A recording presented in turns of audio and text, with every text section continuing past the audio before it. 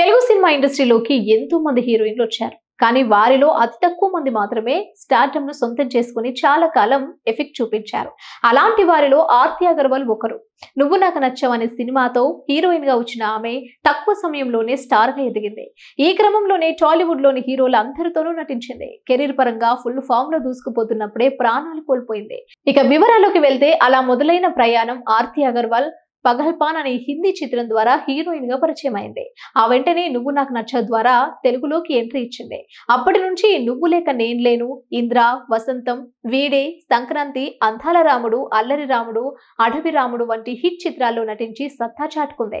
ఆర్తి అగర్వాల్ మరణంతో చాలా కాలం పాటు హీరోయిన్ గా ఓ వెలుగు వెలిగిన ఆర్తి అగర్వాల్ ఆ తర్వాత సినిమాల అవకాశాలు లేకపోవడం, భర్తతో విడాకులు అవడంతో పాటు కొన్ని వివాదాల కారణంగా డిప్రెషన్ లోకి వెళ్లిపోయింది. దీంతో ఆమె బరువు తగ్గేందుకు కొన్ని సర్జరీలు కూడా చేయించుకుంది. ఈ క్రమంలోనే 2015 జూన్ 6న గుండెపోటుతో మరణించింది. ఈ విషయాన్ని వైద్యులు ధృవీకరించారు. ఆర్తి అగర్వాల్ గురించి టాలీవుడ్ ప్రొడ్యూసర్ చంటి అడ్డాల తాజాగా జరిగిన ఇంటర్వ్యూలో మాట్లాడారు. అల్లరి రాముడు సినిమాకి హీరోయిన్ గా చార్మిని తీసుకున్నాం. ఎన్టీఆర్ చార్మి లావుగా ఉంటే కష్టమని ఆలోచించి ఆర్తి అగర్వాల్ ను తీసుకున్నాం. అలా తాను మా బ్యానర్ లోకి వచ్చింది. ఆ తర్వాత అడవి రాముడులో ప్రభాస్ కోసం తీసుకున్నామని ఆయన చెప్పుకొచ్చారు.